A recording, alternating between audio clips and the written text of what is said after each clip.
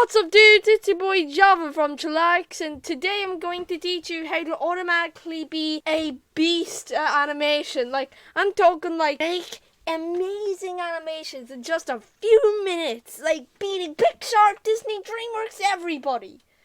Alright, so the first step is to plug your PC into the mains. As you can see, I've already done this step. As you can see, this is my PC. Pretty nice PC. So you have to plug your PC into the mains. If you haven't got one, get one. Make sure to plug in your monitor into this port, your mouse into this port, your keyboard into this port, your gamepad, your microphone, your dog, your camera, etc. Whatever. Then you can press this button and that will turn on the PC.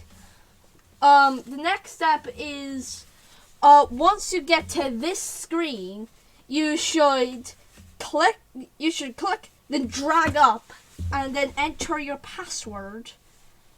That should get you into this. So, next thing you got to do is install Blender. So, BLENDER.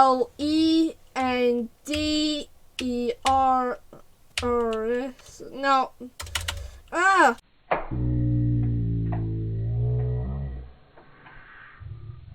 BLENDER.org.